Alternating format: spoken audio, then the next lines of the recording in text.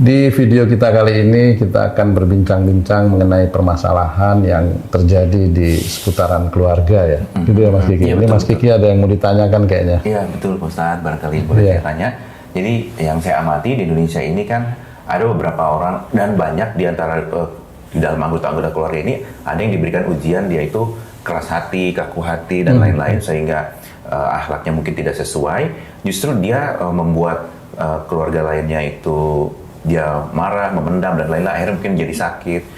Kemudian dia sendiri juga ditegur sakit dan lain-lain. Nah, bagaimana cara kita untuk menyikapi keadaan beliau kepada beliau ini supaya kita tidak sakit dan juga beliau juga tidak ditegur dengan sakit. Jadi karena banyak orang yang belum tahu nih, masih melakukan itu mengulang-ulang setiap hari, setiap tahun, mungkin dengan kata-kata atau apa yang kurang ini, akhirnya dia membuat anaknya marah, memendam atau sedih atau takut tahunan tiap hari digituin. Nah, akhirnya sakit anaknya. Ada yang sampai mungkin wafat atau suaminya digituin atau istrinya digituin gitu, bisa sebaliknya, dan dia tidak sadar karena memang pengetahuan ini kan belum banyak ya di Indonesia tahu, dan kejadiannya banyak banget orang yang nggak merasa sadar bahwa dia sebenarnya perlahan-lahan membunuh anggota keluarganya sendiri. Membunuh anggota keluarga. Tapi dia nggak sadar gitu.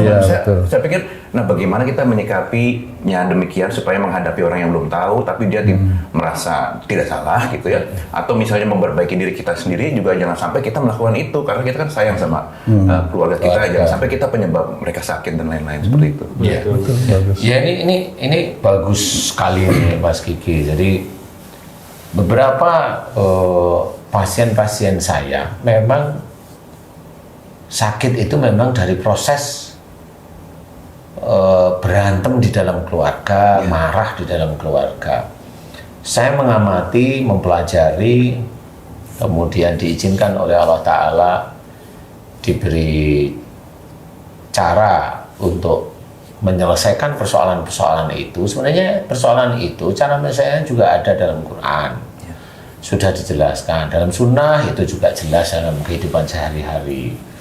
Jadi sebenarnya kalau kita itu cinta kepada Rasulullah itu bukan hanya menyanjung-nyanjung aja. Menyanjung sih boleh dianjurkan, tetapi kan ya hati-hati, ada Allah kan begitu ya. Persoalannya itu adalah bagaimana kita itu menyontoh dari uswatun hasanah, dari contoh yang baik dari Rasulullah itu. Sebenarnya kan itu. Nah, selama ini yang saya amati, banyak kajian-kajian itu diberikan itu ilmu-ilmunya saja, jadi pengetahuannya saja. Umpama diceritakan tentang keluarga yang sakinah, keluarga yang saling pengertian, titik di situ. Jadi tidak sampai mendalam ceritanya, istilahnya. Kemudian sabar ya, hanya cuma sebatas sabar saja. Kemudian jarang yang sampai detail ke arah bagaimana sih orang itu berlaku sabar, itu nggak ngerti. Karena kadang-kadang yang memberikan ilmu itu pun sebenarnya juga gampang tersinggung. Jadi dia nggak tahu bahwa ada orang di luar sana itu yang melihat, mengamati gitu. Jadi, nah untuk keluarga-keluarga yang seperti itu, saya belum menceritakan yang langsung ditanyakan Mas Kiki, tetapi bagi kalangan muda, bagi kalangan yang belum nikah atau nikah awal ini, sebaiknya belajar beneran agama, kan gitu ya. Belajar bener agama itu sehari-hari apa? Sholat, baca Quran, itu yang sehari-hari bisa dikerjakan. Kemudian apa? Hormati orang tua. Itu wajib sebenarnya. Jadi kalau istilahnya Allah itu menyuruh kita itu hormat pada orang tua, itu sudah kewajiban. Sudah sama seperti kerjakan sholat, bayarlah zakat, seperti itu. Hormati orang tua, ya harus hormat. Nah, kadang kita itu mengerjakan sholat, tapi nggak hormat dengan orang tua. Nah, tidak hormat itu gimana caranya tidak hormat? Tidak hormat itu dengan melawan nasihat orang tua, melawan itu yang bagaimana? Nah ini yang saya menceritakan lebih detail ya.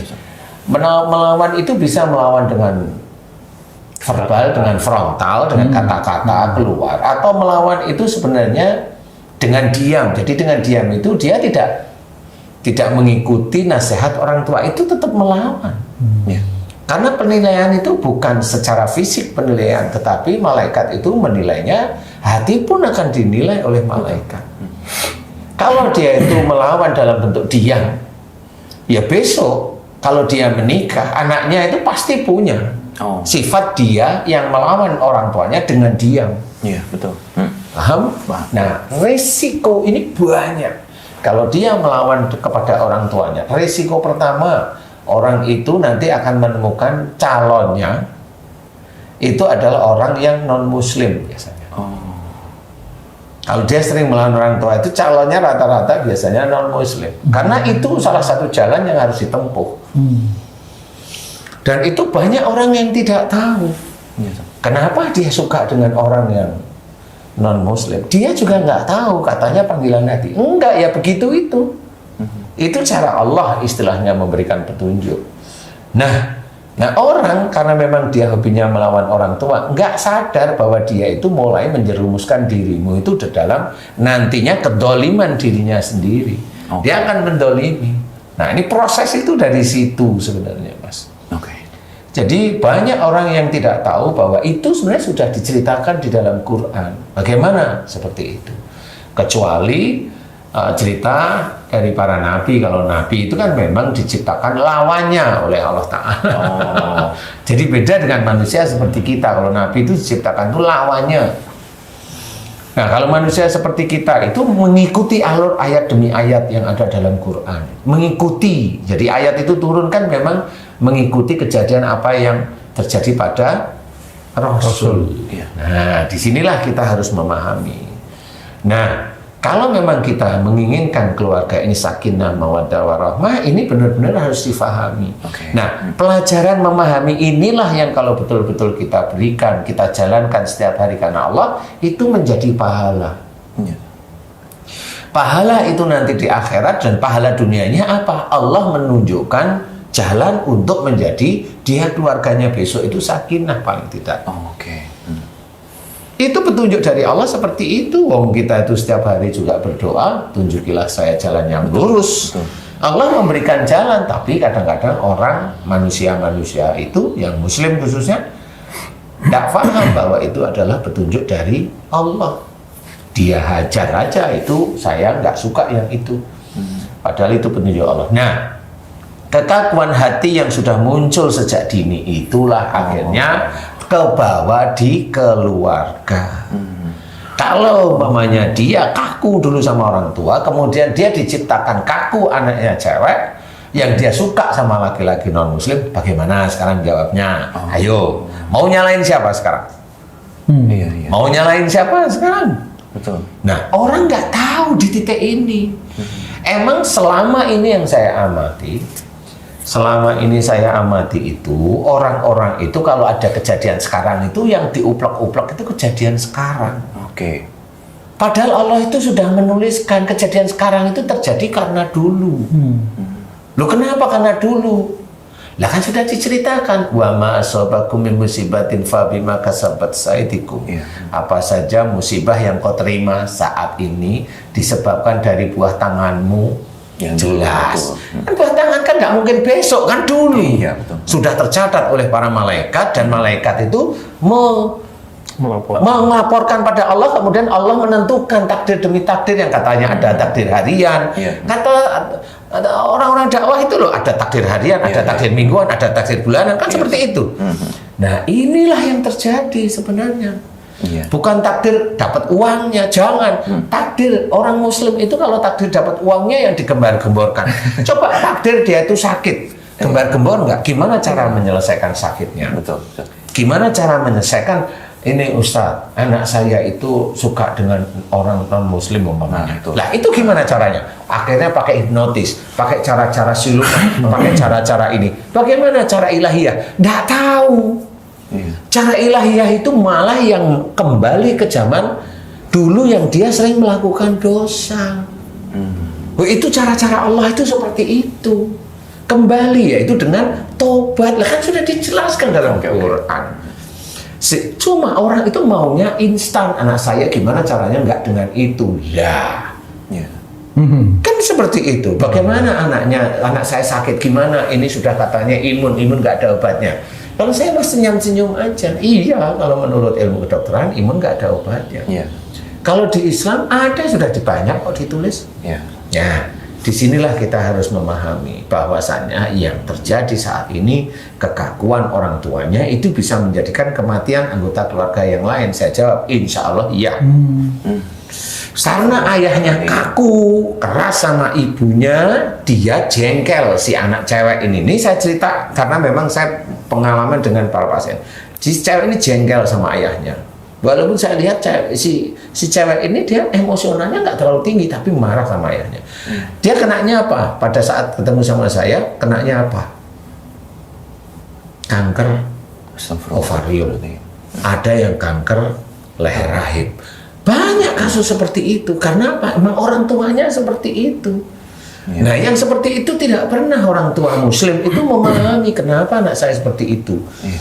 Dia hanya cuma bagian bahwa anak saya ujian untuk saya. Iya, ujian yang mana? Iya. Karena kesalahan yang mana maksudnya bisa jadi. Mana orang tahu kesalahan yang Nah, mana? itu dia. Dia hanya bilang ujian. Iya. Ujian kan belum tentu orang Muslim itu bertanya di dalam hatinya Saya salah. kesalahan saya yang mana. Walaupun itu ada, tapi sangat kecil. Iya. Banyak saudara kita yang nggak mau, bukan tidak mau disalahkan, tidak mau berkaca, tapi dia selalu bilang ayo muhasabah, tapi nggak mau berkaca. Itu kalau dia selalu bilang ayo muhasabah, tapi tidak pernah berkaca dengan keadaan, itu dianggap oleh Allah Ta'ala munafik. Astagfirullah. Itu Allah yang menganggap. Kalau saya memberikan ilmunya saja, itu munafik. Kamu jangan bilang gitu. Ayo muhasabah itu betul, muhasabah itu evaluasi dari kesalahan-kesalahan dulu. Kalau evaluasi iman nggak usah dipikirin iman, malah jadi sombong nantinya. Berarti itu Pak Ustadz, maaf Pak Ustadz, itu catatan-catatan yang terhadap perbuatan kita itu bukan hanya nanti ditunjukkan di akhirat, tapi di dunia dalam kita hidup ini sudah mulai diperlihatkan sebenarnya oleh Allah itu. Iya, kalau kita mau memahami itu ya Pak Ustadz. Iya, makanya sebenarnya pendalaman tentang agama ini sangat-sangat jarang. Jadi orang itu selalu disodorkan, oh kamu masuk surga, oh kamu sedekah masuk surga. Orang sedekah kok langsung bilang, oh kamu masuk surga. Itu nggak boleh. Dia nggak tahu sedekahnya berapa kali, Betul. bohongnya berapa kali, sedekahnya itu nyuri apa enggak. Iya. Niat sedekahnya juga. Nah, niat sedekahnya untuk apa? Nggak boleh seperti itu. Jadi kalau orang yang baik, sedekah ya jalankan semuanya karena Allah, satu. Dari harta yang halal, yang thayyib, dua. Kan gitu ya. Semuanya itu harus dinilai. Mudah-mudahan nanti amal solehmu diterima oleh Allah, itu yang benar. Tapi kan nggak bisa kamu masuk surga. Nggak bisa. Iya. Kamu sedekah, kamu nanti dapat balasan. Kalau masih dapat balasan, masih benar itu ngomong gitu. Waktu dia sedekah, kamu nanti kaya. Lah itu yang nggak boleh seperti itu. Jadi memastikan itu ya boleh seperti itu. Nah, kebanyakan orang-orang itu orang Muslim itu aja yang cari. Orang Muslim itu harusnya melakukan semua yang dikerjakan di dunia ini semata-mata karena Allah. Tetapi kebanyakan ngajarinya itu melakukan ibadahnya rata-rata hanya untuk dunia.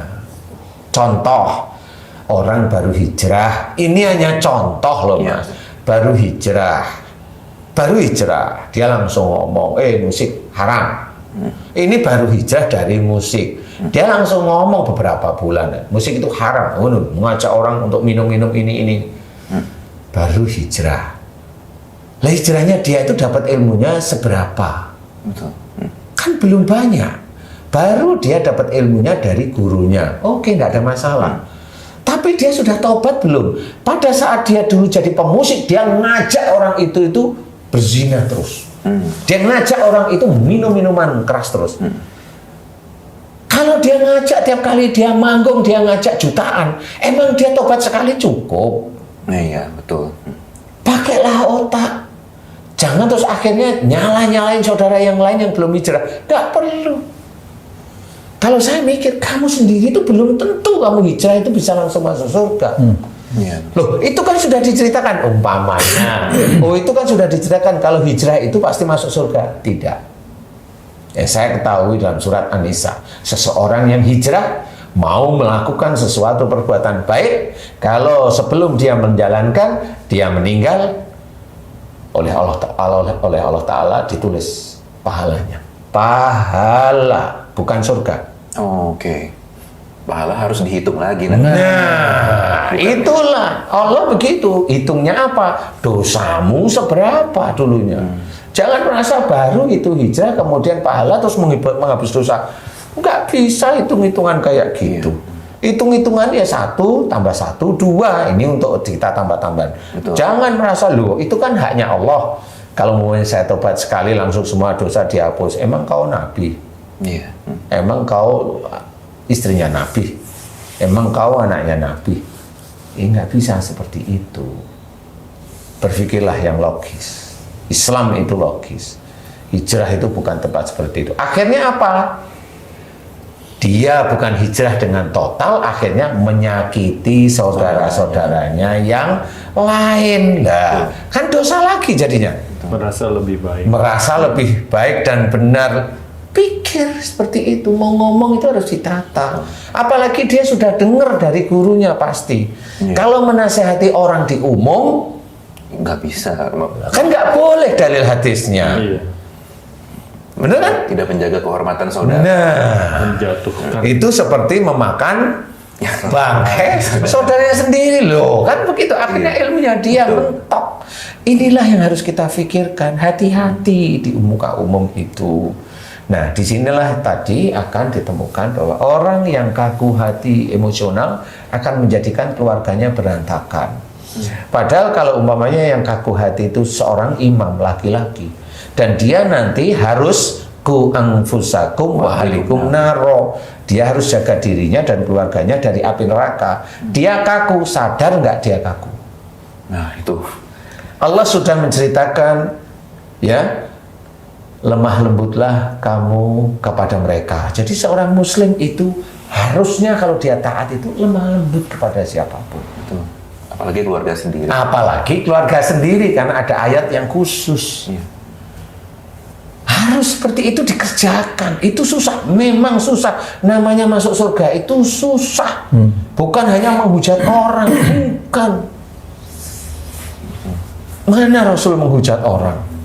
Katanya sayang pada Rasul. Contohlah yang baik, kan gitu. Iya. Nanti bonusnya keluarganya sehat semua ya. Nah, kalau dia itu tidak tahu bahwa dia harus lemah lembut kepada keluarganya, dia nggak sadar kalau diem itu udah dikiranya baik. Bener, kenapa? Sholatnya dia sudah berjamaah, sudah ini, tapi dia diem di keluarga. Mana ngajarin baiknya? Iya. Mana ngajarin baiknya? Nggak ketemu. Dia anak tidak dijaga, dia hanya diem, anaknya pergi diem, anaknya begini, anaknya ngawur diem. Ini nggak dijaga semuanya. Apanya yang dia mau banggain dengan sholatnya? Betul. Dia kan baru menjalankan satu atau beberapa ayat tentang sholat, yaitu sholatnya yang tertib, tapi yang lain, wallahu alam. Akhirnya kekakuan dia ini dirasakan di keluarganya. Istrinya nggak nyaman. Akhirnya kan dia tidak bisa menjadi imam yang baik. Anaknya nggak nyaman, otoriter dan sebagainya. Lah, disinilah anaknya mulai nggak nyaman. Akhirnya si anak ini nggak sadar kalau walaupun dia ada pelajaran agama, dia lupa bahwa dia juga tidak hormat kepada ayahnya. Lah, ayahnya juga lupa bahwa dia harus menjaga keluarganya jangan sampai masuk neraka. Gimana anak saya nantinya besoknya hormat kepada saya bukan karena diamnya. Kan gitu, hormat kepada saya karena baiknya, kan begitu. Baik dan lemah lembut. Ya, dan lemah lembut dan sebagainya. Dirangkul, kalau salah nggak dimaki, nggak dihujat, nggak di ini, salah dirangkul. Karena apa? Ya cara Allah itu seperti itu. Bagaimana Rasul itu dengan Aisyah pada waktu menyediakan minuman yang minumannya nggak diisi gula? Oh iya. Pakailah otak. Iya. Nggak langsung marah ya. Nggak langsung marah. Sehingga Rasul pun sendiri tuh lupa, nggak dihabiskan minumannya, tinggal dikit lah. Aisyah tak kok tumben diminum, biasanya sisain. Karena itu juga jalan dari Allah Ta'ala, Rasul lupa nggak dihabisin, akhirnya Aisyah diminum. Lah kok asin? Baru itu cara Allah memberikan ilmu. Allah itu memberikan ilmu kepada kita. Jadi ada unsur Rasul tidak marah pada istrinya. Betul. Ada unsur Rasul lupa tidak dihabiskan. Itu dari Allah sebenarnya. Sehingga Aisyah ini sendiri ada ilmu dari Aisyah itu ingin meminum. Itu kan petunjuk dari Allah Ta'ala. Semua ini petunjuk dari Allah Ta'ala. Kenapa cuma Masya Allah Rasul begitu hebatnya? Ya hanya mulut tok itu ngapain? Iya. Contoh beliau itu kan contoh yang baik. Enggak. Hanya Masya Allah, Masya Allah, Masya Allah, Subhanallah, Subhanallah. Boleh, nggak salah itu. Contoh lah itu. Iya. Contoh kalau saya bilang. Contoh, contoh, contoh, dan contoh terus. Karena kebanyakan kita-kita itu enggak seperti itu. Betul. Emang kita membanggakan Rasul itu, terus kita itu besok dapat syafaat. Belum tentu kalau kelakuannya masih kurang ajar. Iya. Belum tentu. Allah itu maha pandai. Apa gunanya hisab? Dihisab semuanya. Perilaku itu nggak cuma di mulut, hati dan perilaku sehari-hari juga ditentukan oleh Allah Ta'ala. Dihitung ya. Dihitung oleh Allah Ta'ala.